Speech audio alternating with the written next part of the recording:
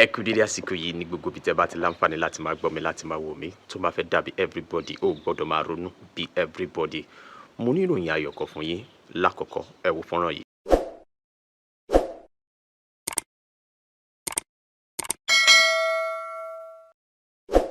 ọ̀tẹ̀ ló ń jẹ́ ló ń pè ọ́ kò sẹ́ni tí ò lórúkọ tiẹ̀ àti wípé ọmọ kì í gọ̀ títí sẹ́ẹ̀ kó gbàgbé orúkọ ara rẹ̀. ààfin tèmi ò nílò ìdánimọ̀ lọ́jà tó bá dọ́jà báyìí wọ́n á mọ̀ kó dọ́jà ni. èmi tí ń tòótọ́ Samuel Owóyẹmí fẹ́lẹ́fẹ́lẹ́ láyé lórúkọ mi fẹ́lẹ́ ní gbogbo èèyàn mọ̀ mí sí. èmi náà kọ́ Ọlọ́run ọba òkè ló fún mi ṣe ní gbogbo ìgbà. Mo dúpẹ́ pé òkun fún gbogbo ẹ̀yin tí ẹ ti ń fìfẹ́ hàn sí mi ní gbogbo ìgbà tẹ́ ṣe ń bá mi wò fọ́nrán mi yìí àjọṣe wo ní bàjẹ́ láṣẹ ọba mi aláwùrábí wọn ò ní jíyín gbé o tẹ̀bí tààrà láì dènà pẹ̀lú láì fi ọ̀pá pọ̀lọpọ̀lọ péjọ ẹ jẹ́ kí n lọ tààràtà sí ibi tí ọpọ́n sún kàn nípa ti bí mo ṣe fẹ́ update yín inform yín tí kí n dẹ̀ tún entertain yín lórí bó ṣe ń lọ ní ilẹ̀ Yorùbá àti ní agbègbè tó súnmọ́ wa. Etí tó bá gbọ́ àlọ́ ó di dandan kó gbọ́ àbọ̀ lórí ìjínigbé àwọn akẹ́kọ̀ọ́ tí wọ́n jí gbé níjọba ìbílẹ̀ Oríire. Update yẹn òun lélẹ́yìí o wọ́n ti fi ìdí rẹ̀ múlẹ̀ wípé ilé ẹjọ́ gíga tó fìdí kalẹ̀ sí ìlú Àbújá ni wọ́n ti rán àwọn ènìyàn méjì tí wọ́n gbà wípé wọ́n jẹ́ agbátẹrù fún ìṣẹ̀lẹ̀ ìjínigbé náà ni wọ́n ti rán lọ sí ẹ̀wọ̀n gbére fún ìwà ìgbésùmọ̀mí àti ìjínigbé gẹ́gẹ́ bí wọ́n ṣe fi ìdí rẹ̀ múlẹ̀ pé àwọn méjèèjì yìí tí ẹ̀ ń wò lójú amóhùnmáwòrán yìí ni wọ́n jẹ́ ọ̀kan gbòógì nínú ẹgbẹ́ Ansaru Emir tí wọ́n rán lọ sí ẹ̀wọ̀n gbére. ọ̀pọ̀ awuyewuye ló ti ń wáyé lórí ìdájọ́ yìí tí àwọn èèyàn kan sì ń pè fún ìdájọ́ ikú fún àwọn méjèèjì tí àwọn èèyàn kan sì sọ dímọ̀ pé ẹ̀wọ̀n gbére yìí náà ó ti tó kí wọ́n lè lọ kẹ́kọ̀ọ́. kí lẹ́yìn náà rí sí ọ̀rọ̀ eléyìí ẹ fi ránṣẹ́ sí abẹ́ comment section. ẹ jẹ́ ká tẹ̀síwájú nípa ti ìròyìn ayọ̀ tí ọpọ́n sún kàn. Now ìròyìn ayọ̀ tí mo kọ́kọ́ ní wá láti ọ̀dọ̀ olóyè Sunday Igboho. ọ̀pọ̀ èèyàn á máa sọ pé ibi àfojúsí ọ̀nà ògbàbẹ̀ ibi àfojúsí ọ̀nà ògbàbẹ̀ nítòótọ́ ọ̀nà tó wá gbàbẹ̀ ó tún ju bí a ti ṣe lérò lọ. ohun tí olóyè Sunday Igboho gbé dání ó jẹ́ ohun òtítọ́ ló ṣe jẹ́ wípé ìròyìn ayọ̀ tí wọ́n fi léde yìí kò yà mí lẹ́nu ló ṣe jẹ́ wípé gbogbo àwọn èèyàn tí wọ́n ń ṣe ìlara rẹ̀ bí wọ́n ṣe ń ṣe ìlara rẹ̀ sí ló jẹ́ kí òkìkí náà máa kàn káàkiri àgbáńláyé.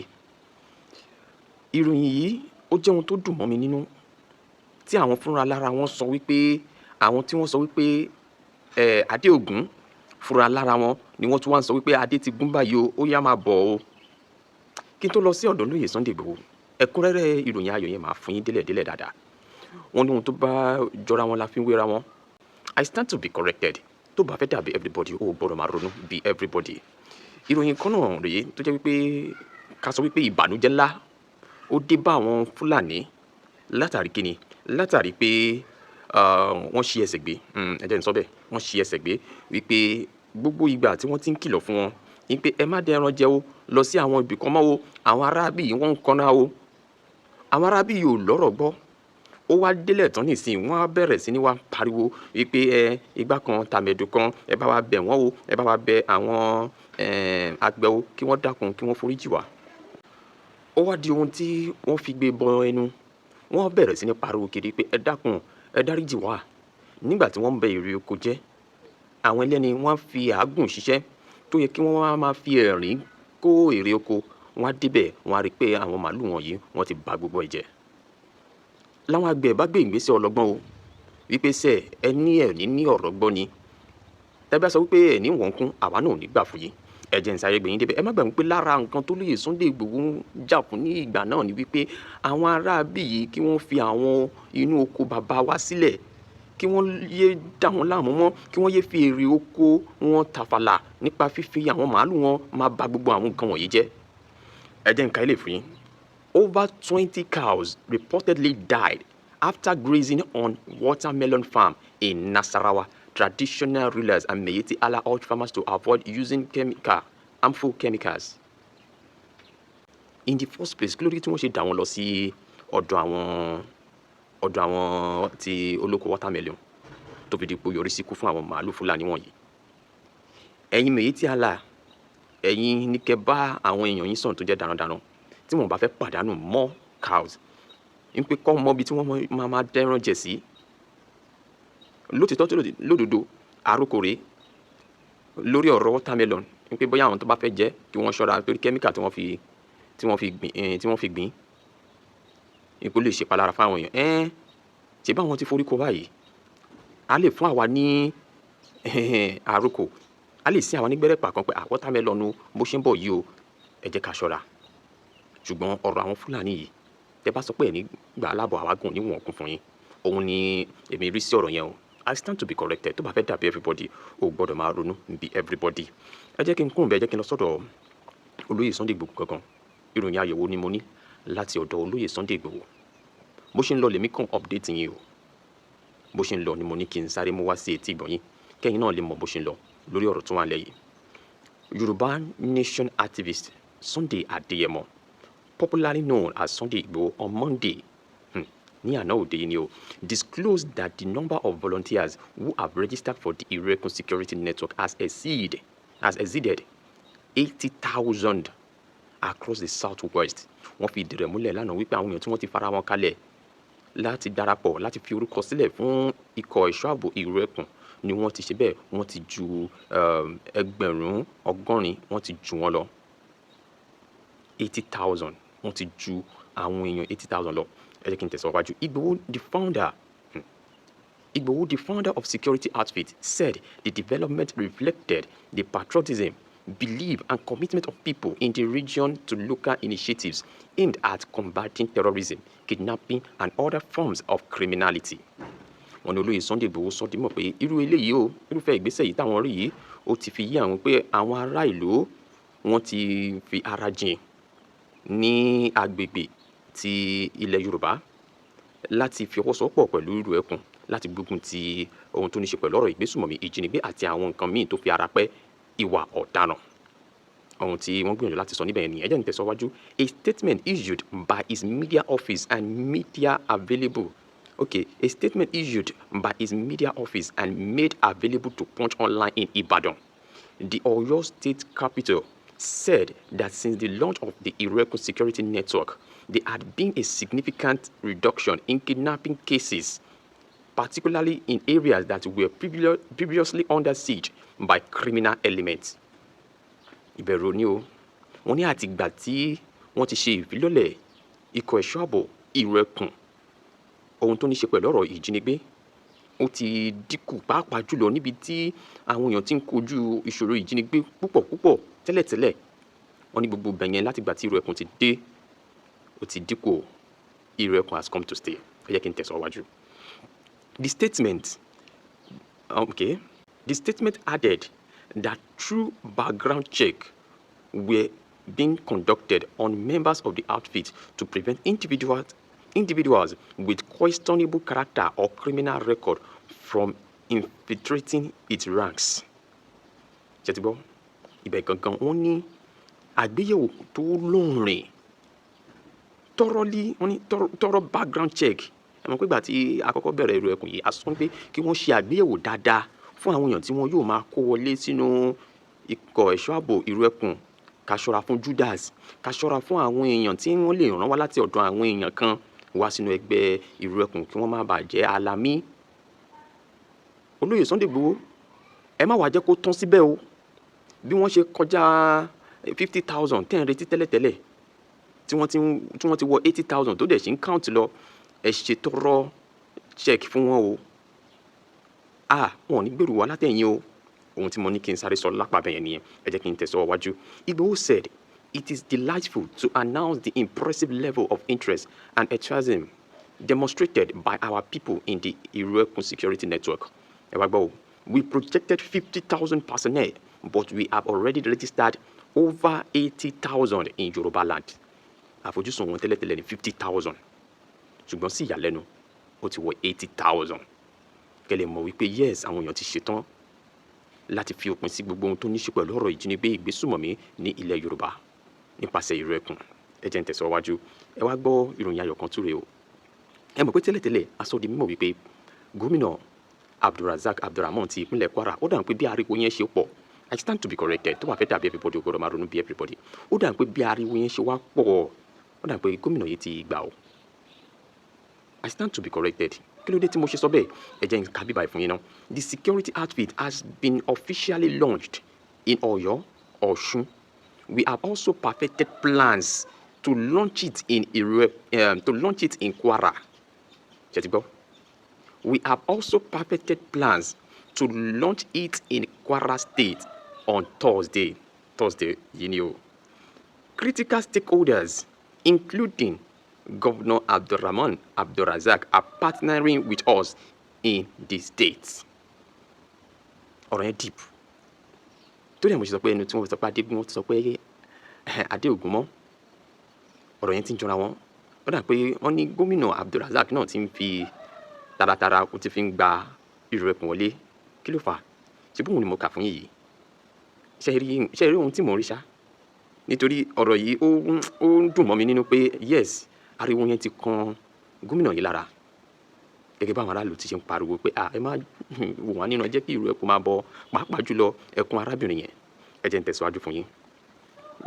While we forge ahead lawfully in combating crime, especially kidnapping and other terrorist acts capable of breaching the peace and safety of our rural communities, Nigerians should continue to support President Bola Ahmed Tinubu's initiative to collaborate with local community to tackle insecurity. Wọ́n nígbà táwọn ń tẹ̀síwájú láti máa gbógun ti ìwà ìgbésùmọ̀mí àti àwọn ìwà ọ̀daràn, pàápàá jùlọ ìjínigbé àti ìgbésùmọ̀mí tí wọ́n lè fẹ́ máa àtàwọn tó fẹ́ dàmí àlàáfíà ìlú rú ní àwọn agbègbè tí wọn kò tí ì làjú dáadáa.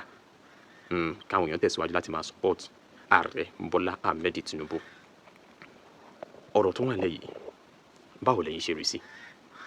Ẹ bá mi fi ránṣẹ́ sí abẹ́ comment section. Ohun tó dìrọ̀ mọ́ ìròyìn tí mo kà fún yẹn ó pọ̀ púpọ̀. Ìròyìn ayọ̀ ni wípé àwọn èèyàn ti jáde, yes, they are ready to support Olóyè Sunday Igboho. Volunteer ni wọ́n willingly pèsè ohun tárákùnrin yìí gbé dání. Àfojúsùn gidi ni. Ohun tó lè ràn wá lọ́wọ́ nílẹ̀ Yorùbá ni ẹ jẹ́ ká gbárùkù tì. Kàkà káwọn èèyàn kan wá gbárùkù tì, níṣe ni wọ́n ṣe ìlara. Níṣe ni wọ́n ń ṣépè. Èpè tí ò jẹ́ tiẹ̀. Ẹ jọ̀ọ́, ṣẹ́ni tó bá ń hùwà àdúrà tí wọ́n bá ṣépè fún, ṣé ó lè mú ni? Kò lè mú. Ọ̀nà àwọn ní ọmọ ogun bíi 2 million àbí kílọ̀ ti pé ńgbà náà, àwọn dà. Overtaking is allowed tí wọ́n bá mọ̀. Ṣèbí 80,000 ni wọ́n sọ fún wa pé wọ́n ti wà nílẹ̀ báyìí. Still counting ni. Mo fẹ́ fi lè yé yín pé Olóyè Sunday Igboho yìí ó ní àfojúsùn gidi and he is ready to help the security outfit locally to overcome terrorism àti kidnapping ní ilẹ̀ Yorùbá. Àbí tí àwọn arábí ṣe kò tí ì tó ni. Káwa náà dẹ̀ lè ní àlàáfíà. Wọ́n sọ nǹkan kan nínú ọ̀rọ̀ ètò ìfọ̀rọ̀wérọ̀ wọn pẹ̀lú bàbá Akọ́lọ́lótù ńgbà náà pé àsìkò kan ń bọ̀ tó jẹ́ pé àní gbọ́ ọ̀rọ̀ ìgbésùmọ̀mí mọ́. Àwọn àgbẹ̀ torútorú wọ́n lè lọ sóko láti lọ ṣiṣẹ́ wọn láì káyà sókè. Òun ló ti ń bẹ̀rẹ̀ yìí o. Bó ṣe ń bẹ̀rẹ̀ náà lélẹ́yìí o. Ohun tí mo wá fẹ́ rò Olóyè Sunday Igboho ni wípé ẹ ṣọ́ra fún àwọn èèyàn tí wọ́n fẹ́ darapọ̀ mọ́ Ìrẹ̀kùn. Ẹ má jẹ́ kí àwọn kan lọ̀ràn sí ẹ̀dá kan, àwọn kan dá inú rẹ̀ sí kí wọ́n darapọ̀ mọ́ yín. Lótìtọ́ wọn kì í kọ́ sórí o, but nípa ìwà wọn ẹ mọ̀ wọ́n. Nípa ṣíṣe àgbéyẹ̀wò wọn délẹ̀délẹ̀ dáadáa ẹ máa mọ irú wọn. Mo kàn ń fi eléyìí sin Olóyè Sunday nígbẹ́rẹ́ ìpàkọ́ ni. Mo fi ń sin wọn nígbẹ́rẹ́ ìpàkọ́. Ẹ má gbàgbé wípé ìròyìn ayọ̀ lélẹ́yìí jẹ́. Kò dẹ̀ ní tán síbẹ̀. Ẹ jẹ́ ká máa tẹ̀síwájú, ká máa ṣe àtìlẹ́yìn fún Olóyè Sunday Igboho. Gbogbo ohun tí ó bá yẹ ká fi ṣàtìlẹ́yìn fún wọn. Èèyàn kan ló fi drone ránṣẹ́ sí wọn. Ara ìgbìyànjú náà ni. Bó tilẹ̀ jẹ́ gbìyànjú lórúkọ ẹni náà jẹ́. Iṣẹ́ rí bẹ́ẹ̀. Ẹ sọ tẹ́rẹ́tẹ́rẹ́ ní dìbò. Ọ̀rọ̀ ẹnu lásán a lè fi ṣe àtìlẹ́yìn. Gbogbo ìtawà náà ń sọ yìí a fi ń polongo wọn kiri náà ni ọ̀kan lára ọ̀nà táwa náà lè fi ṣe àtìlẹ́yìn fún wọn nìyẹn. Sẹ́yìn náà fẹ́ wá dúró di ìgbà tí gbogbo ẹ̀ yóò bọ́ sórí abẹ́fẹ́ tó sẹ́yìn àwọn onílára ni. Ẹ ṣe ìpinnu tó lágbára láti ọwọ́ ara yín.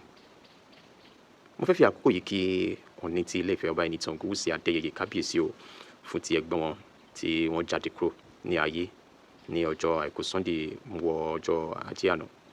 Ní pé ọjọ́ Ajé náà síra wọn. Iwájú tó dojúkọ ò ní bàjẹ́, yín tó fi sílẹ̀ náà kò ní bàjẹ́ láṣẹ Ọba mi Aláwùrábí.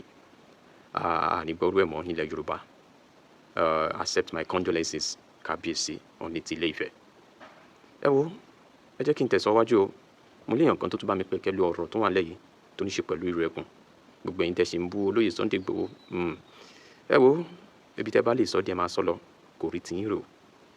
wọ́n ní silence is the best answer for a fool. Ohun tẹ́ bá rí sí fọ́nrán yẹn ìjọba mi fi ránṣẹ́ sábẹ́ comment section. Má yẹ kí n dá yín lágara rọ̀. Ohun tó ń lọ update nípa olóyè Sunday Igboho òun nìyẹn o gẹ́gẹ́ bí àti kọ̀wé rẹ̀.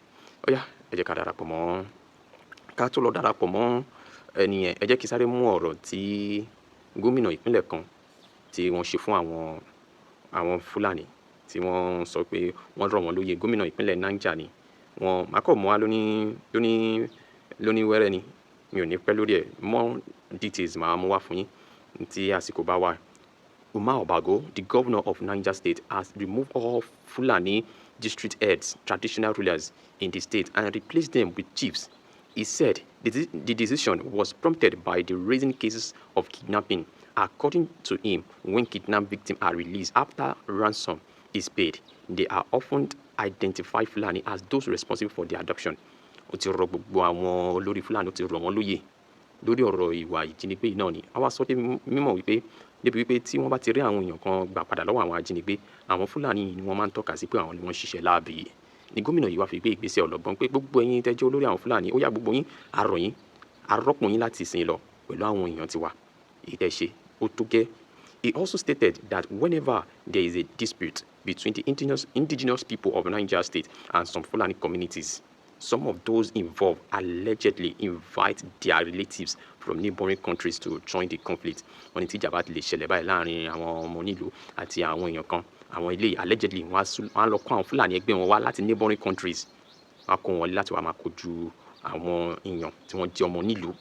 Àwọn Fúlàní ni ó kẹ́lẹ̀ mọ gbogbo àwọn ìwà tí wọ́n wòye. In addition, there have been growing concern over land grabbing involving some Fulani groups in the Niger State. Ṣé gómìnà yóò ṣe dá? Òun ti gbé ìgbésẹ̀ ọlọ́gbọ́n tó dá lápá ọ̀dọ̀ tiẹ̀ ní pé gbogbo ẹ̀yin Fúlàní ẹ̀ ní ráyè nínú ìjọba mi yìí. Ó rọ gbogbo wọn lóyè tí mo dẹ̀ rí gẹ́gẹ́ bí good bold step. At least ó ti ń ṣe wọn léegun ẹ̀yìn láti apá abẹ yẹn. Táwọn gómìnà wa náà ní apá ilẹ̀ Yorùbá táwọn náà bá lè gbogbo àwọn olórí wọn bẹ̀ yẹn tó bá ti bá wọn sọ̀rọ̀ tí wọ́n bá gbọ́ ẹ gbọ́ bólóyè Sunday Igboho ṣe lọ kìlọ̀ fún wọn ní ìgbà tí wọ́n jí aláboyún kan gbé ní Ìgbòho. Ọ̀dọ̀ àwọn olórí wọn straight ni wọ́n lọ. Àwọn yẹn orí wọn set wọ́n gbọ́nà. Kí ló ṣẹlẹ̀ wọ́n padà pèsè àwọn ẹni tí wọ́n jí gbé nínà. Nígbà tí wọ́n kojú wọn ní Ọ̀jọ́ tí wọ́n rọ àwọn ìjọba ìpínlẹ̀ Ọ̀yọ́ pé gbogbo bí òkè yẹn ìbọn ló wà ń bẹ̀ àlọ́lágbọ́ àgbábọ̀. Gómìnà kan ló gbé ìgbésẹ̀ ní kíákíá yìí ní pé gbogbo ẹ̀yin olórí àwọn Fúlàní ẹ lọ síbẹ̀ ẹ lọ rọ̀ wọ́n lóyè. Ọ̀rọ̀ ìjínigbé ó ti ń ṣẹ́ mọ́ wọn lórí ó pọ̀ jù. Allegedly wípé tí wọ́n bá ti wá dá nǹkan lẹ̀ bí ìjà bá ṣe bí ìjà láàrin àwọn àtàwọn ará ìlú wọ́n á bẹ̀rẹ̀ sí lọ kó àwọn èèyàn wá láti neighboring country kí wọ́n máa pa àwọn èèyàn dànù. Gómìnà yìí èmi gbé fún ẹ o gbogbo ohun tí ẹ bá rí sí ẹjọ́ ìdàpọ̀ ẹ bá mi fi ránṣẹ́ sábẹ́ comment section. Ẹ jẹ́ ká lọ darapọ̀ mọ́ ẹni tí ó mẹ́nuba ọ̀rọ̀ olóyè Sunday Igboho púpọ̀ àti ìrẹ̀kùn. Àwọn kankan wà tó jẹ́ pé mo fẹ́ kẹ́ gbọ́ lórí ọ̀rọ̀ ètò ààbò yàtọ̀ sí ọ̀rọ̀ olóyè Sunday Igboho. Àwọn kan tún wà tó jẹ́ pé ó dá lórí ọ̀rọ̀ tó ń lọ bí update náà ni. I stand to be corrected. Tó bá fẹ́ dàbí everybody gbọ́dọ̀ máa ronú bí everybody. Ó yá ẹ jẹ́ ká bá wọn débẹ̀ gbogbo ohun tí ẹ bá rí sí bá mi fi ránṣẹ́ sábẹ́ comment section. Mo rí wípé a nílò láti pariwo nǹkan kan síta. Kí ni ariwo tí mo fẹ́ pa síta ni wípé àwọn nǹkan kan wà tó ti ń ṣẹlẹ̀ kó tó di pé bàbá wa Tinubu di ààrẹ orílẹ̀-èdè Nàìjíríà. Kí ni àwọn tí ó ṣẹlẹ̀ tí à ń pariwo yìí? Òun ni pé àwọn Fúlàní gbogbo ọ̀nà ni wọ́n ń gbà tí wọ́n fi ń pa àwọn ọmọ wa. Mo ti sọ̀rọ̀ yìí lọ́pọ̀lọpọ̀ ìgbà tó tó pé àkásí bọ́n ṣe ń ṣàkọlù sí wa tí wọ́n ń pa wá láàrin inú igbó wa bẹ́ẹ̀ náà ń ṣàkọlù sí wa láàrin ìlú bẹ́ẹ̀ náà ni wọ́n ń pa wá indirectly yẹn nípa fífi àwọn nǹkan tó ń pààyàn láti máa fi sínú àwọn oúnjẹ tí wọ́n ń gbé wá fún wa. Gbogbo àwọn oúnjẹ tá à ń sọ wọ̀nyí gbogbo ẹ̀ náà làwa dẹ̀ ń rà jẹ. Ẹ̀yin náà dẹ̀ mọ̀ bó ṣe ń lọ bẹ́ẹ̀ bá ara àràṣu àrẹwà ara ráìsì ara tòmátò ara ta ara lùbọ́sà ara èso jẹ watermelon tó fi dórí kùkúmbà tó fi dórí gardinẹ́ẹ̀dì ìgbà gbogbo ẹ̀ pátá là ń rà lọ́wọ́ àwọn Fúlàní tá à ń jẹ tó dẹ̀ jẹ́ pé gbogbo kinní wọ̀nyí ni wọ́n mọ̀ọ́mọ̀ ń fi àwọn nǹkan tó ń pààyàn díẹ̀díẹ̀ sí táwa dẹ̀ ń jẹ ẹ wà rí sí ẹ máa rọ àwọn ọmọ Yorùbá ẹ máa gbọ́ ọmọ 40 kú wọ́n tún jubilate pé bàbá wa lọ ọmọ 50 years kú a máa jubilate bàbá wa lọ bàbá yín wo ló lọ ẹ̀yin lẹ fúnra àwọn ọmọ Yorùbá la kọ̀ tá a fúnra ẹ jẹ́ ká fúnra ẹ jẹ́ ká ní fúnra ìfúnra lògùn àgbà ní tí Yorùbá sọ ni wọ́n ní fúnra lògùn àgbà láì fi àkókò mi ṣòfò, ẹ má jẹ́ ká waste time, mi ò tiẹ̀ wá ní pẹ́ rárá lórí ètò fún ti òní mi ní pẹ́ rárá, ṣùgbọ́n ẹ jẹ́ kí n sáré fi àsìkò yìí kí n fi bẹ gbogbo ẹ̀yin ọmọ Yorùbá tó ń wo fídíò yìí pé ẹ bá mi pín o, torí ohun tó ṣe pàtàkì tó ṣe kókó ni. Ó wà lára nǹkan tí mo torí ẹ̀ rìnrìn àjò wá sí ìlú Ìbàdàn, ṣùgbọ́n ẹ jẹ́ kí n tiẹ̀ sì fi bẹ́ẹ̀ lẹ̀ náà, ẹ jẹ́ kí n sì fi bẹ́ẹ̀ lẹ̀, ẹ jẹ́ kí n sọ ohun tí mo fẹ́ sọ fún yín kẹ́ bá pín ètò yẹn kó rìn kó débi tó bá yẹ kó dé. Kí dẹ̀ ní nǹkan tí mò ń pariwo tí mò ń jà lé lórí, òun làwọn ọmọ wa tí wọ́n wà nínú iṣẹ́ ológun. Ẹ gbọ́ mi yé dáadáa, àwọn ọmọ wa tó wà nínú iṣẹ́ ológun, bàbá mi Tinubu ààrẹ, kí n tó wá gbé iṣẹ́ yẹn wá sọ́dọ̀ yín, ẹ jẹ́ kí fásitì yẹn kí n máa pe gbogbo àwọn ọmọ wa tó di ipò ńlá mú lẹ́nìí. Ara àwọn ìrànlọ́wọ́ tẹ́ lè ṣe fún wa rèé. Àwọn ọmọ wa tó kó lọ sínú Maiduguri, sínú igbó Sambisa, àwọn ọmọ wa tó kó lọ sí bọ́dà ní gbogbo àwọn bí, ẹ bá wa dá àwọn ọmọ wa padà, ẹ kó wọn padà wá lé. Àfẹ́ àwọn àlejò, ẹ máa bá mi kọ kọ́mẹ̀ntì, ẹ jẹ́ kí n máa rí kọ́mẹ̀ntì, ẹ máa láìkì ẹ. Ẹ ṣé, mo dúpẹ́. Adéwálé Abdulwasiu, Ọlọ́run àpọ́n ẹlé, mo dúpẹ́. Àwọn ọmọ wa tí wọ́n wà nínú iṣẹ́ sójà, tí wọ́n wà ní Maiduguri, pakúpa ni wọ́n pa wọ́n. Mo ti sọ̀rọ̀ yìí lọ́pọ̀lọpọ̀ ìgbà. Ẹ jọ̀ọ́ bàbá wa tẹ́ ẹ jẹ́ olórí àwọn jagunjagun, Chief of Army Staff, ọmọ Yorùbá ni yín, ẹ̀bẹ̀ la bẹ̀ yín. This is what you can do for us in Yorùbá land. Ẹ lè pín owó fún wa, kò sí ní tẹ́ ẹ fẹ́ gbélé wa lọ́wọ́ tá a fẹ́ sọ wípé bóyá ń tẹ́ gbé wa yóò máa ṣe kókó, máa ṣe padà, ó máa ṣe kókó. Ṣùgbọ́n ẹ lè ràn wá lọ́wọ́ by doing what? Àwọn ọmọ wa tó wà níbi tó delicate ẹnu ikú. Ẹ jọ̀ọ́ ẹ̀yin ọmọ Yorùbá, tẹ́ bá reason sọ̀rọ̀ mi, ẹ sọ fún mi pé Ọmọlúkà tó sọ yìí ò rí sọ. Ẹ bá mi dá wọn padà wá, ẹ dá wọn padà wá, ẹ kó wọn padà wálé. Tó bá yẹ kẹ́ kó sí anywhere, kì í ṣe dandan kẹ́ kó wọn sí state wọn. Ẹni tó bá jọmọ Ondo state, ẹ gbé sí Ọ̀yọ́ state. Ẹni tó bá jọmọ Ọ̀yọ́ state, ẹ gbé sí Èkìtì state. Ẹni tó bá jọmọ Èkìtì state, ẹ gbé wọn sí Èkó. Ẹni tó bá jọmọ Èkó, ẹ gbé wọn lọ sọ́ṣun. Ẹ scatter wọn káàkiri ilẹ̀ Yorùbá sá, ẹ jẹ́ kán sáàfù nílẹ̀ bàbá wọn tí ọkàn wọn á ti balẹ̀. A mọ̀ pé ibi tó bá lè là ń bọ́ ọmọkùnrin oníṣẹ́ ológun, ṣùgbọ́n síbẹ̀ náà a gbọ́dọ̀ sòtítọ́ níbi tó títọ́ bá wà.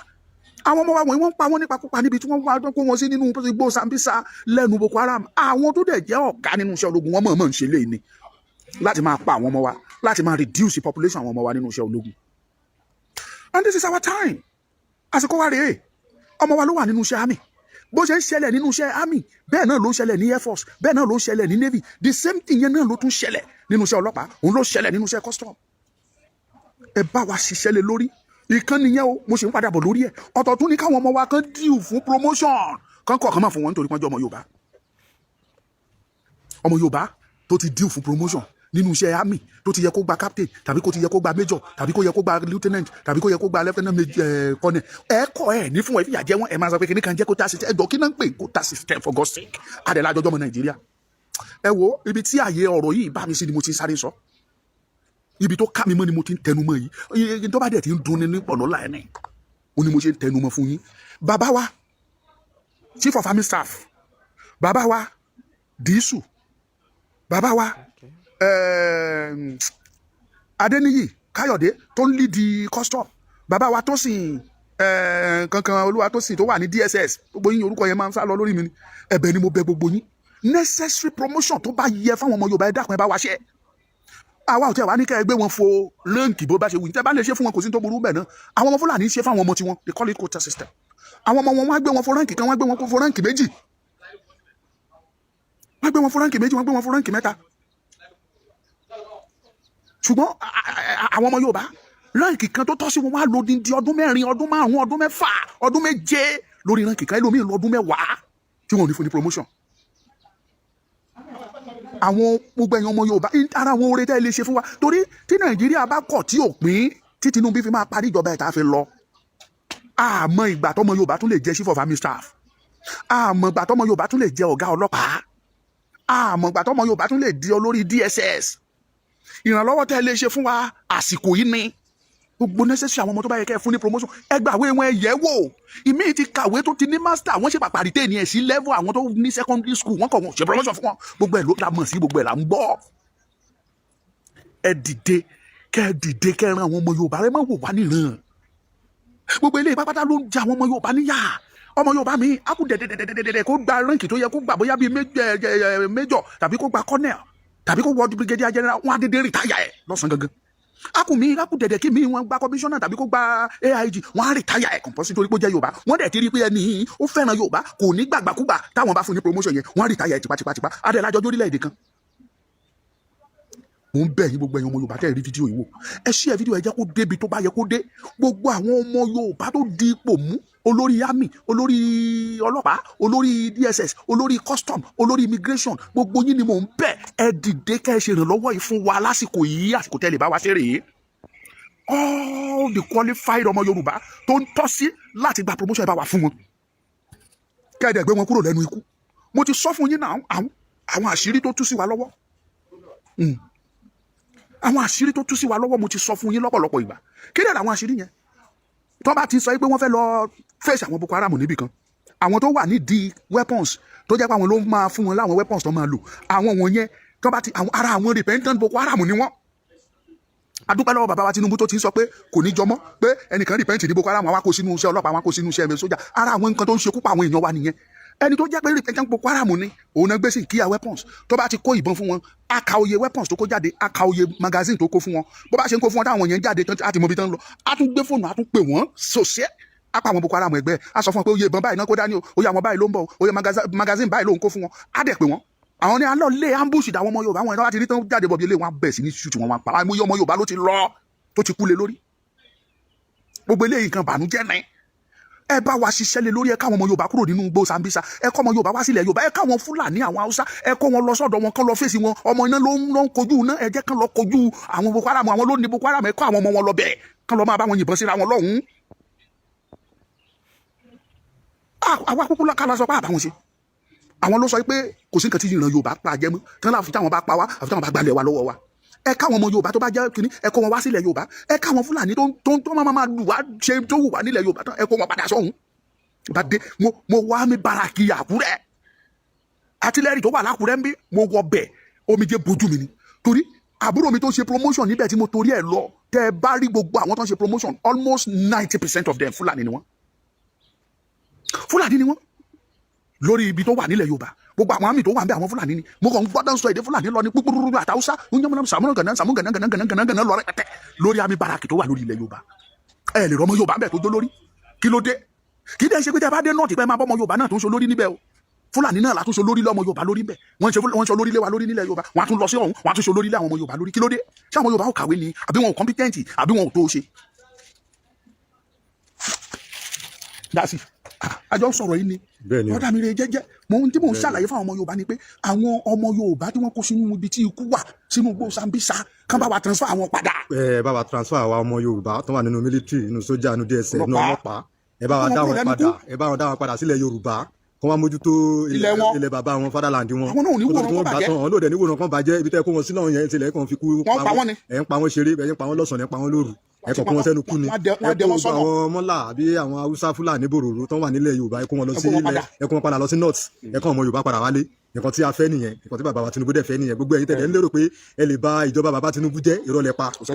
Tó bẹ́ẹ̀ irọ́ lẹ pa o. Bàbá ó sì dọ́lẹ̀ kejì. Ẹ lọ gbọ́ bàbá lọ́dún mẹ́jọ yóò pé. Ọdún mẹ́jọ bàbá máa gbé torí Buhari, ọdún mẹ́jọ ló lò.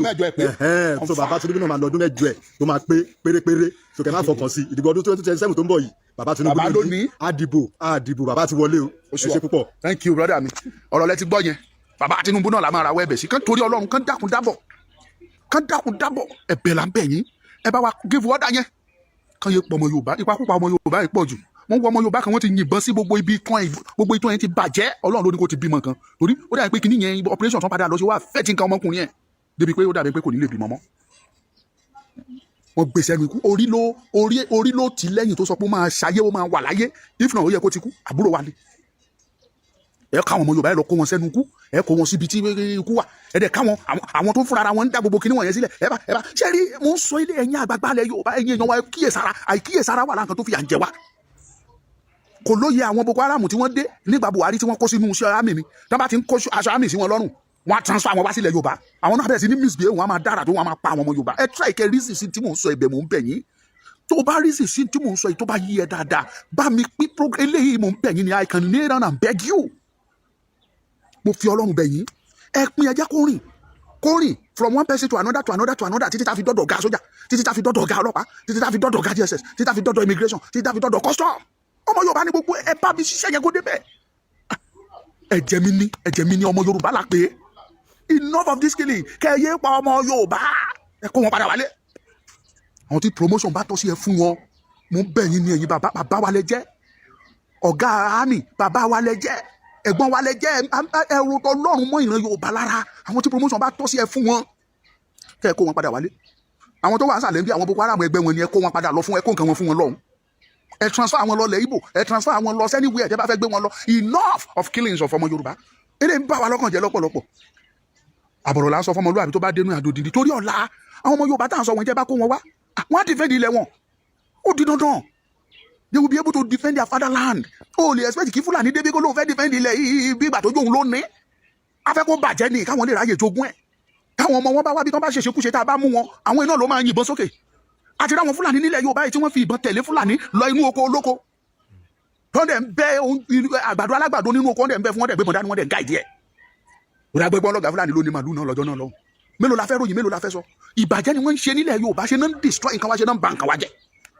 abẹ́yìn ni ọ̀gá sójà abẹ́yìn ọ̀gá ọlọ́pàá ẹ̀dùn ẹ̀yin tẹ́ bá rántí orúkọ ọ̀gá sójà yẹn chief of army staff ẹ bá mi kọ jáde mo bẹ̀yìn torí tọ́lẹ̀ ẹ kọ jáde fún mi mi ìmọ̀rúgbìn ìrántí orúkọ yẹn mo ti pa mi lórí ẹ bá mi kọ orúkọ ẹ jáde kẹ́ ẹ jẹ́ kí n dọ̀bálẹ̀ kí n bẹ̀ wọ́n kí n bẹ̀ bàbá mi dísù ọ̀gá ọlọ́pàá inspector general of police abẹ́yìn torí Ọlọ́run ni ẹ bá wa dá wọn padà ẹ dá wọn padà ẹ jẹ́ káwọn fúnra wọn wá mójútó lẹ̀ wọn tó bá gbọ́ Ondo state sèkìtì ó ti mọ̀ pé tóun bá dé Èkìtì tóun bá ba Èkìtì state jẹ́ òun wá wàhálà nìyẹn ọmọ Yorùbá mi náà là wà níbẹ̀ tó bá gbọ́ ọmọ Èkìtì state sóńdó kò ní fẹ́ bá Ondo state jẹ́ tó mọ̀ para ilẹ̀ inú mọ̀ òun léyàn síbẹ̀ òun lẹ́bí síbẹ̀ kò sí gbogbo ilẹ̀ Yorùbá lẹ́ni tí mi lẹ́bí sí tí n bá dé Èkìtì àwọn èèyàn mi kún bẹ́ẹ̀ mo bàbá Èkìtì èèyàn mi ní family mi ni ẹbí mi ni mo láwọn ẹbí sí Èkìtì bí mo dé Ọ̀ṣun state mo láwọn èèyàn síbẹ̀ bí mo dé Ọ̀yọ́ state ẹbí mi kún bẹ́ẹ̀ Ọ̀yọ́ ni mo wà Ìbàdàn ni mo wà nílé olóyè ṣé kì í ṣe èèyàn mi ṣé kì í ṣe ẹbí mi lòun mo léyàn kún Ìbàdàn tán jẹ́ family mi mo léyàn sógun state lábẹ́òkúta lóríṣiríṣi ní Ìlàró káàkiri ìdíròkò gbogbo wọn kún bẹ́ẹ̀ tán jẹ́ jẹ́ mi tán jẹ́ ẹbí mi mo léyàn sí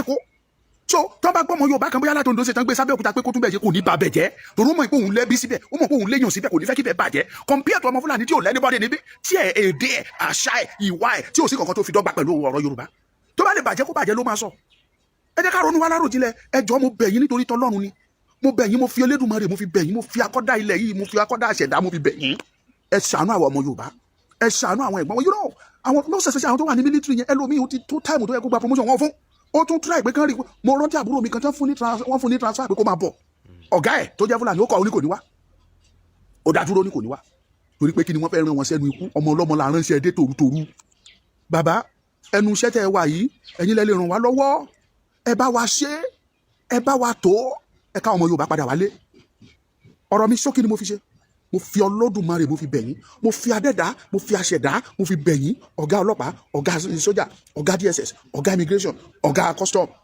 inú mi dùn pọ̀ ọmọ Yorùbá nìyí Tinubu ṣe léyìí fún wa ó ṣe tán ẹ jọ̀ọ́ ẹ bá wa dá wọn padà Ọmọlúkà ni mò ń jẹ́ mi ò ní fẹ́ kó ju báyìí lọ kẹ́ lè bá mi gbọ́ dáadáa kẹ́ lè bá mi pín God will continue to bless you bàbá Tinubu bàbá tiwa ni nínú Nàìjíríà àjọ nínú yóò ṣe aṣọdún mẹ́jọ a ṣe àpè àwa àti rẹ́dí adẹ̀ tí ń ṣiṣẹ́ bàbá yẹn ò dá Yorùbá nation wa dúró kò dá Oòduà nation wa dúró àmọ́ ìjà náà ni méjèèjì là ń jà papọ̀ kẹ́rẹ́kẹ́rẹ́kẹ́rẹ́ Ọlọ́run ti bá wa ń ṣe é sí Tinubu ó ti sú ó ti jẹ́ ká mọ̀ pé ọmọ Yorùbá lòun tí la tún wá ó lọ́mọ Yorùbá lòun ó prove ẹ̀ fún wa pé Yorùbá lòun o adẹ̀ ti ń rí finifini yẹn pé lóòótọ́ ojúlówó ọmọ Yorùbá lélẹ̀ so kí là ń lé kiri kí là ń wá ẹ̀bẹ̀ lábẹ́ yín o ẹ jọ̀ọ́ ẹ bá wa gbọ́rọ̀ yẹ̀ wò ẹ gbá gbé yẹ̀ wò kò ní bàjẹ́ fún yín o Ọmọlúkà ni mò ń jẹ́ o nǹkan jù sí yín o mo ti ṣe tán. a ṣe programu kan bí ijọ́ mélòó kan sẹ́yìn tá a sọ̀rọ̀ nípa ìfòfin de olóyè Sunday Igboho pé kó má wọlé Kwara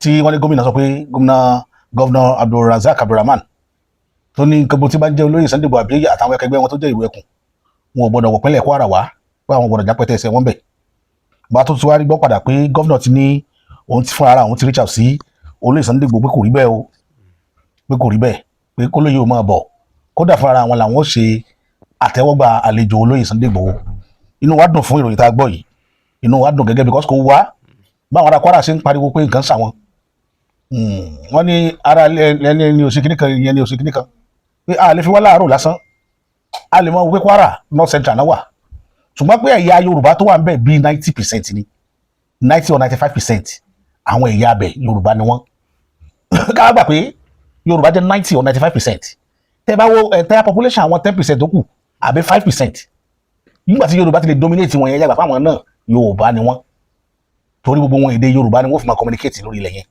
tẹ́ bá dẹ̀ wò náà ìpínlẹ̀ Kwara tó jẹ́ general language wọn Yorùbá language ni apart from èdè òyìnbó tó jẹ́ general language Nàìjíríà èdè tí wọ́n fi ṣe káràkátà lórí ilẹ̀ ìpínlẹ̀ Kwara èdè Yorùbá ni so ó túmọ̀ sí pé ilẹ̀ Yorùbá ní Kwara ìdí náà tó lóye Sunday Igboho fi wò pé àwọn ọmọ ìyá wa tó wà ní apá ibìkan ẹ jẹ́ ká tó kàn sáwọn náà lórí ọ̀rọ̀ ààbò gbogbo àti gómìnà yarí gómìnà gan èdè Yorùbá làwọn gan sọ lẹ́nu ní gómìnà bó ṣe pé Fúlàní ni wọ́n bó èdè Yorùbá làwọn náà sọ gbogbo wọn dẹ̀ ti sọ nísìnyí pé tó lè bá ń bọ̀ àwọn fúnra àwọn làwọn ó ṣe agbátẹrù ìgbàlejò olóyè Sunday Igboho lẹ́nu ìyá wa tó sọ̀rọ̀ ńgbà yẹn pé òun bẹ tó ń fi omijé sọ̀rọ̀ pé kí gómìnà kó ṣàánú àwọn kó jẹ́ kó lóye wá ìyá yẹn náà padà wá sórí ìkànnì yìí wá sọ tẹnu wọn pé àwọn fẹ́ kó lóye pé inú àwọn dùn bí gómìnà ṣe pàmìtì olóyè láti wá sí ìpínlẹ̀ Kwara ẹ gbọ́ lẹ́nu ìyá wa. tó ọ̀rọ̀ lẹ́gbọ́ lẹ́nu ìyá wa yìí nípa wíwá olóyè Sunday Igboho àkàtì ìmọ̀jọ́ tó jẹ́ ni àti ìmọ̀jọ́ tó jẹ́ ṣùgbọ́n mọ̀ pé olóyè ń bọ̀ ẹ̀yin ará Kwara ẹ lọ fọkàn balẹ̀ nítorí mú olóyè lọ sí Kogi lọ yọjú sáwọn èèyàn wa tó wà lọ́hùn wọ́n ń bọ̀ wá yọjú sẹ́yìn náà lágbára lọ́wọ́ Elédùmarè gbogbo kùdìẹ̀kùdìẹ̀ tí sì ṣẹlẹ̀ ìpínlẹ̀ Kwara ọlọ́ba yóò bá dá ọwọ́ rẹ̀ dúró ìyẹn lọ bẹ́yẹn ìkejì tí mo fẹ́ mú wá ni pé mo rí àwọn kankan ọmọkùnrin kan ọmọbìnrin kan wà tipẹ́tipẹ́ tí Fúlàní ni wọ́n máa tako àwọn ìwà táwọn èèyàn wọn máa wù tí ò dáa èyí ní ó wà jẹ́ kébí náà sọ fún èèyàn mi lé ní pété bá rí tí Fúlàní máa sọ fún mi pé àwọn gan náà wọ́n jí àwọn gbé kódà wọ́n jí àwọn èèyàn àwọn gbé irọ́ ni ẹ má listen sí irọ́ funfun ni ó nídìí tó jẹ́ kí n sọ bẹ́ẹ̀ nígbà tí wọ́n gbé Fúlàní kí ni ìgbésẹ̀ tí Fúlàní gbé ókè o àwọn ajínigbé tó jẹ́ Fúlàní wọ́n wá jí Fúlàní ẹgbẹ́ wọn gbé wọ́n wá béèrè ransom ìgbésẹ̀ wo làwọn èèyàn àwọn Fúlàní gbé lórí àwọn èèyàn wọn tó kidnap èèyàn wọn ẹ béèrè pẹ́sẹ̀ lọ́wọ́ wọn lẹ́ẹ̀fì mọ̀ pé irọ́ ni wọ́n pa wọ́n máa ta àwọn èèyàn so that ẹ máa lè accommodate wọn ẹ lè pìtì wọn tí wọ́n tó fi ráyè wọlé sí yín lára nǹkan méjì ẹ̀kọ́ méjì mo kọ́ lára wọn lé ayé mi tí mo wá free giver Fúlàní ni o ẹ lè bùnyàn lẹ́bùn ẹ lè ṣe gift fún yàn tó Fúlàní láyé Fúlàní a máa give gan tó bá fẹ́ mójú yín málẹ̀ tó bá wọ̀ ọdún kan wọ́n kọ́kọ́ wá baálẹ̀ yín kan wọ́n mọ̀ pé alátẹnujẹ làwọn baálẹ̀ àtàwọn ọba tá a ní irú ọba Olúwo yìí irú ọba Olúwo Rashidi Olúwo tó bá rẹ́ni bùn lówó pé wọ́n fẹ́ kó gbogbo ẹ̀tayà ilẹ̀ Yorùbá àwọn fẹ́ kún wọn lẹ́rú yóò ta ilẹ̀ Yorùbá tí ó gbowó sápò báwọn kan ṣe nínú àwọn ọba yẹn nìyẹn o tó jẹ́ pé wọn ò rẹ́ anybody àfi bóun ni òkèlè tí wọ́n ṣe máa pọ́n ìró ẹ̀yà bẹ́ẹ̀ ni now Fúlàní ó wà sórí ilẹ̀ yín tá bá ti lè bùn yín ní màálù báyìí gbẹ̀m ẹ ti wọ̀ nìyẹn àwọn sì ní wọ́n mọ báwọn bá wá ṣe wíìkì tó nípa ìjẹkújẹ tó bá ti di ìtàdógún wọ́n tún mú nǹkan mi wá pé bàbá à ń kọjá lọ lẹ́kùn lẹ́yìn ni àdá sálámà sí yín agbódógbó tẹ̀ ń wò yìí àbá ìfẹ́ sáré àwọn ẹran yín lẹ́ni tí bá ti ń bímọ ilẹ̀ máa ta ọmọ rẹ̀ àmọ́ báyìí mójútó wọ́n tún bọ̀bà lẹ́yìn ìfẹ́ fún màálù bóun lọ́bọ̀ sí ní ta àwọn aráàlú rẹ̀ níbi ìjẹkújẹ ibi táwọn èèyàn wá ti ń wọ kóló wọn nìyẹn o dọ́là ọ̀sẹ̀ àwọn èèyàn sì ń wọ kóló wọn àwọn èèyàn ń wọ kóló wọn ọmọ kan wá sórí ayélujára ní òun pẹ̀lẹ́ ní Ibrahim ní sọ pé tí èèyàn bá sórí kan Fúlàní ní títọ̀ bá sórí kan Fúlàní ní lady yẹn wá dá lóhùn ẹ má gbọ́n tí lady yẹn fi dá lóhùn ẹ sì gbọ́n tó gẹ́gẹ́ fúnra rẹ̀ tó fẹ́ràn rẹ̀ sọ. To be sincere, in this country, we the innocent Fulanis, the challenges that we are facing, it is like uncomparable to the others, seriously. Like, for instance, now I'm here in the bush, like following my cows, and my big fear now is to not meet that bandit, you know? And like some people now in the town are always blaming all Fulanis are the same. Well, in the bushes, we are facing the challenge. That bandit, they are pursuing our cows, kidnap our brothers, and ask for your ransom. Ibrahim, I'm making this video today not out of hate on you. I'm making this video respectfully to talk about national problem, national security, national development. I really don't have the time and energy to beef you, okay? I'm a student. Tomorrow we're starting exams. I'm in the university. And this is my handout. I must finish reading this handout because I have this course tomorrow to be specific. But out of love for the country, I have to respond to you. I'm only responding to you, but definitely not attacking you. Okay? Without further ado, let's get into the post. Now, what really intrigued me to respond to you is your first point. You said that Fulanis suffered the most in this crisis. Now, I want to ask you, what tools are you using to measure the pain, the suffering between the Fulanis and the non-Fulanis? What made you think that Fulanis are suffering more than the non-Fulanis? because the last time everybody checked, Fulanis as a tribe are the most privileged group of people in the entire nation. Anywhere we go, we are accepted. That is why we have Fulbe, Osun State, Fulani, Enugu, Fulani, Sokoto. Yes, it's because we are accepted and privileged. Also, at the hierarchy of power, Fulani elites are at the top. Okay, out of 19 governors we have in the northern Nigeria, we have 11 Fulani governors, and some people will argue it's 10. However, whether 11 or 10, the fact still remains that that is the highest across every other ethnic group in the entire nation. We also have the Caliphate, who is the who spearhead the religious and the Islamic religious, which is like the major religion here, and also the cultural, which is the Fulani. Fulanis are the second largest ethnic group and the most powerful ethnic group in the northern Nigeria. Also, now let's come to ethnic organization. We have Kautangore, we have Miyetti Allah. These groups dedicate themselves to help the Fulanis. So why are we have a lot of tools and resources to make our lives better? Why are we still victims? Like, this is literally we. If we say Fulani suffer the most, this is literally we just victimizing ourselves and gaslighting other people. Every ethnic group in Nigeria does not have the privileges that the Fulanis has. So if you are not using the privileges that you have as a Fulani person, it's not anybody's fault. Also, you named concerns. I just want to say that the problems that Fulanis has is an internal problem, which is cow rustling. It happens everywhere, all over the ethnic groups in the country. Okay, Baggy people have their own internal problem. The Yoruba people, in fact, due to land grabbing, due to land problems, Yoruba people set courts, actual legal systems to help them resolve land problem. Why is Fulanis not creating system of legal systems to help them in times of needs like this? So don't come and cry to other people when you have all the resources it takes to live fine. Also, the IPOP group, do you know what they are doing in the southeastern Nigeria? They are very destructive, but you will never see a Biafra man coming out to say, see what IPOP people are doing, because it is not a national problem. This is an internal problem. This is Igbo Wahala. So they are dealing with it themselves. All right. So what you are doing, what you are saying, is basically internal problem. Okay, Fulanis rustling another person's cow, another Fulani cow, is an internal problem, and we Nigerians are not the ones you should be calling upon. You are not even supposed to be telling people about this, because shame on us then if that is the case. Call on the Miyetti Allah people, Kautangore. We have the Jonguros, our local chiefs. Let them resolve it, but definitely not. Don't come out and try to gaslight people. So your post dismisses the pain of other people, which is gaslighting, is why I made this video. Okay, you cannot say who is inflicting the pain on the Fulanis. The pain that Fulanis are suffering, who is inflicting it on them? It is Fulanis themselves, whether directly or indirectly. 50 years ago, when Fulanis are not causing harm to the indigenous people, did they attack them? Huh? Did they attack? Everybody was living in peace. Fulanis has cows, the indigenous has farm. When it is time for harvest, after harvest, they leave the rest, they leave the crumbs for the Fulanis to bring their cows to come and graze on, and everything. Everybody was living in harmony until lately, when Fulanis decided that okay, now they want to be the boss of the land that was hosting them. That is the problem.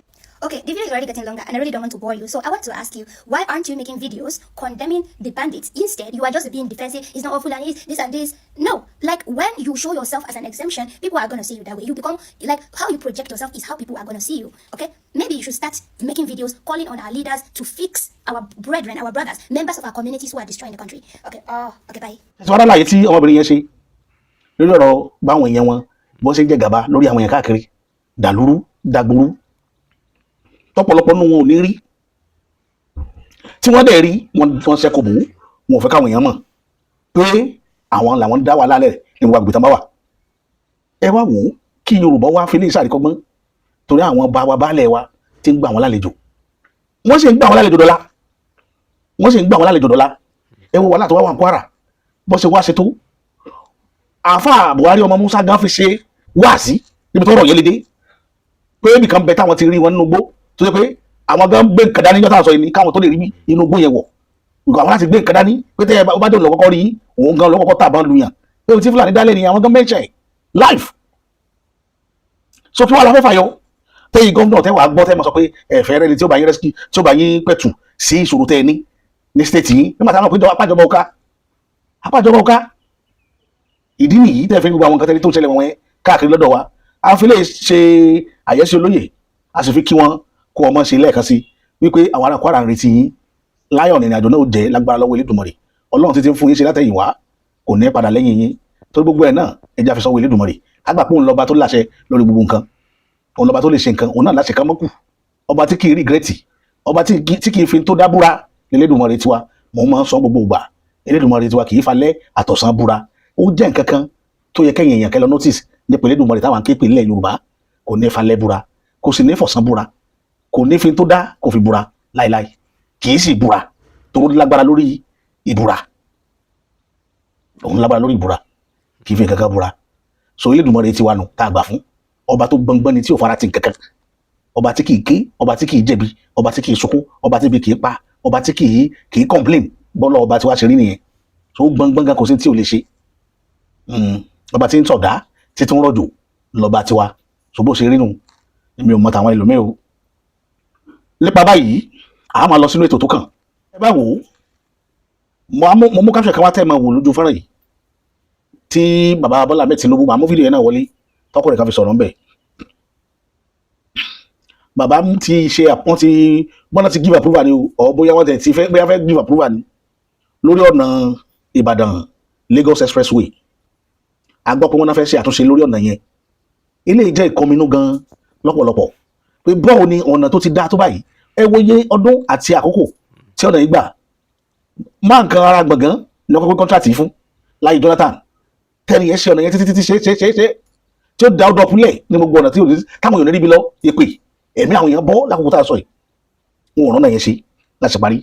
Gbàtí ìjọba Buhari débẹ̀ wọ́n gbà lọ́wọ́ àwọn tán gbé ọ̀nà yẹn fún ọmọ gbọ̀ngàn tí wọ́n sọ yìí náà gbọ́nà fún gbà yẹn wọ́n gbàgbé orúkọ máa yẹn. Àwọn á dá project yẹn padà fún contract yẹn padà fún RCC. Gbàtà RCC wá gbà RCC wá ṣe ọ̀nà yẹn ó ti ṣe parí. Even wọ́n ti ń ṣe renovation la máa ń ṣe lọ́dọọdún ẹgbẹ́ wọn máa tẹ̀sí wọ́n ń ṣe gbogbo ẹ̀ maintenance ọ̀nà yẹn wọ́n ń ṣe tààrí. Bọ̀ kíni kí wọ́n ti ń jẹ wá lógún níbẹ̀ ẹ̀rẹ́ tí a fẹ́ ṣe maintenance ọ̀nà yìí kò sí ni kí ó dọ̀pọ̀ mọ́ láàrin oṣù kan ó dọ̀pọ̀ lè mú lẹ́ẹ̀mẹ́ta abẹ́mẹ́rin ní àwọn ó dọ̀pọ̀ ńlá ni ó dọ̀pọ̀ ńlá tó jẹ́ pé national needs gbọ́dọ̀ ó gbọ́dọ̀ gbé. Into èmi wá expect kí ìjọba tó wà ń ta lónìí rò ní wípé ọgbọ́n wo lè dá gbogbo àwọn kọ̀rọ̀ kan dú tọ́nà lè gbà táwọn èèyàn lè gbà tó lè jẹ́ tuntun ṣe táwọn èèyàn fi mọ́ tó fi rọ àwọn èèyàn lọ́rùn láti ti wo Èkó torí ọ̀nà yẹn the busiest road ṣé ní West Africa ni bí o ti ẹ̀ jẹ́ West Africa àmọ́ ní Nàìjíríà is the busiest road. Ọ̀nà tó busy jù ní láti north láti south east láti south south láti everywhere ní the whole Nàìjíríà lọ́mọ́ tó ń gbà wọlé síbẹ̀. Ọ̀nà yẹn busy débi pé torutoru àwọn tó ní lẹ́sẹ̀gbẹ̀ títí bẹ́ẹ̀ lọ bèrè àwọn náà lè ròyìn níbi tí ọ̀nà yẹn busy dé because ọ̀nà yẹn ló lọ sápapá lọ gbogbo ẹ̀ lọ káàkiri Èkó ọ̀nà yẹn nìkan tó wù Èkó nìyẹn tẹ́ bá ń bọ̀ láti Kánò tẹ́ bọ̀ láti Benin tẹ́ bọ̀ láti Enugu tẹ́ bọ̀ láti Port Harcourt ẹ̀ bọ̀ láti anywhere Ìlọrin ní Òṣogbo ní anywhere ọ̀nà yẹn gbogbo wọn gbà léèdè mi ò rẹ̀ rí state kan tí mọ́tò ò ní wá láti bẹ̀ wá sílùú Èkó níbi tọ́nà yẹn busy dé. Now láàrin èmi àtẹ̀yìn tẹ̀ ń wò mí yìí kí lẹ̀yin rò pé ìjọba lè ṣe sírò ojú ọ̀nà bẹ́ẹ̀ kí lẹ̀yin rò pé ìjọba lè ṣe nínú èrò tèmi èmi wá rò pé ìjọba yẹ ká wá alternative route ni nítorí anytime any day tó bá fẹ́ ṣe maintenance ọ̀nà yìí kò sí ni kí wàhálà mọ́ wà tó lè tí mo sábà la èmi lọ nígbà míì. Ìjọba wa mo rí attitude kan náà ìjọba Nàìjíríà rẹ̀ pé wọn ò kí ń rí títí ẹ̀mí wọn èrí rò àfi irú tí wọ́n nìkan tó bá jẹ́ pé ìjọba máa ń rí ẹ̀mí èèyàn ro ni àti wàhálà àti ìdààmú táwọn èèyàn máa ń face nígbà kan tó bá take step láti ṣe kankan wọn ò ní máa ronú bí wọ́n ṣe ronú pé ọ̀nà yẹn o a fẹ́ contract out fún company mi kí wọ́n bá ṣe ní concrete. Ìrọ̀lẹ́ tẹ̀ ṣe sọ́nà ọ̀nà kí wọ́n pa àdúgbò yẹn interchange lọ sí pápá aláǹtó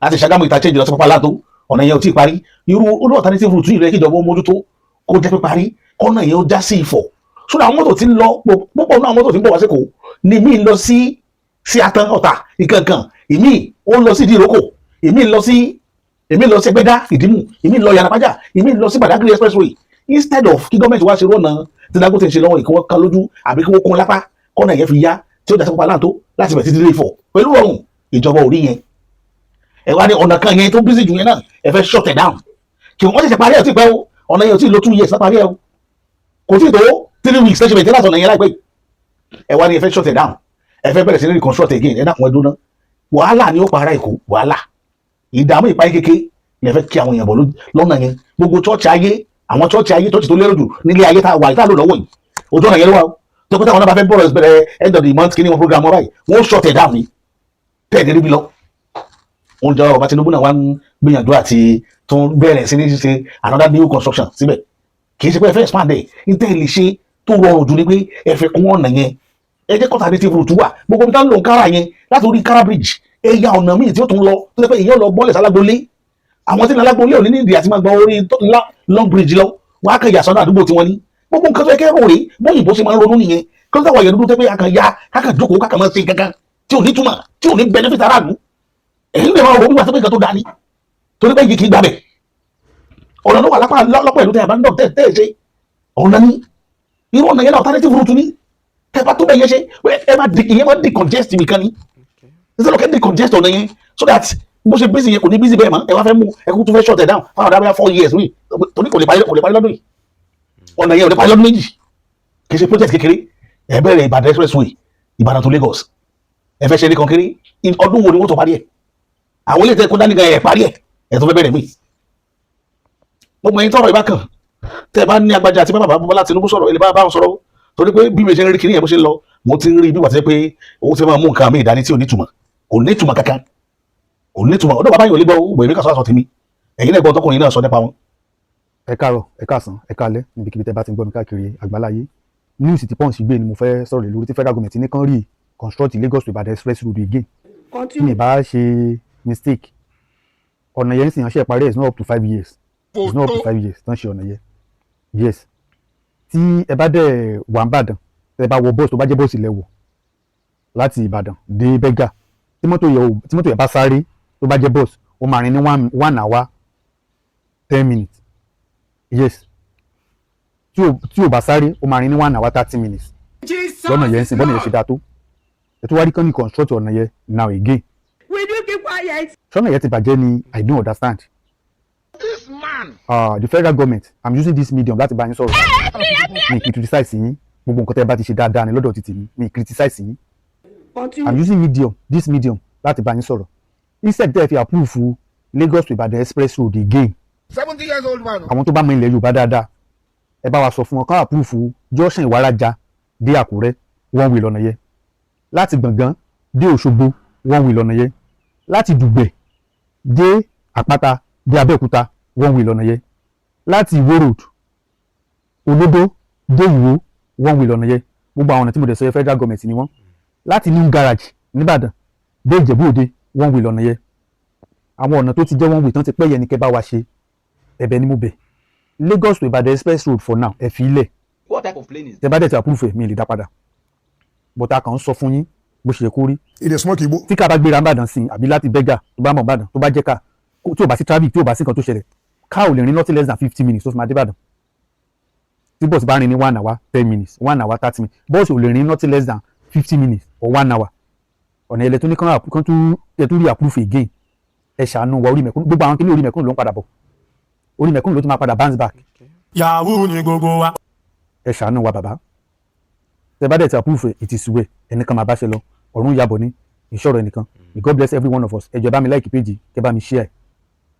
àwọn kan tá a rí nìyẹn ṣe rí kẹtẹkùnrin náà sọ ẹ wá bẹ̀rẹ̀ ọ̀nà tuntun mi bàbá ẹrú ọ̀rọ̀ yẹn wo ìbásàn kẹ wá alternative route tí ó wọ Èkó látara àwọn ọ̀nà láti Ògùn state ń bí báyìí táwọn ò rí tí wọ́n tó jẹ́ ọ̀nà federal bàbá ní kẹ ṣe òun ló dáa jù ní tó dáa jù ní kẹ wá alternative route so àgbogbo mọ́tò ò ní máa wá wù gba ojú kan ṣoṣo tán gbà yẹn tẹ́ bá ti wá fẹ́ ṣe ọ̀nà yìí ẹ ti fún ọ ní alternative tí wọ́n lè take tí wàhálà yẹn bá dé kán bẹ̀rẹ̀ ọ̀nà ilé ìgbà rọrùn gbẹ́kà báyìí kò sí ayé àwọn yẹn máa bàjẹ́ lọ ọ̀pọ̀lọpọ̀ nǹkan máa bàjẹ́ lójú ọ̀nà yẹn tí wọ́n ti bẹ̀rẹ̀ ọ̀ṣọ́ ṣàmì sí ìyọ́rọ̀ tèmi nìyẹn o.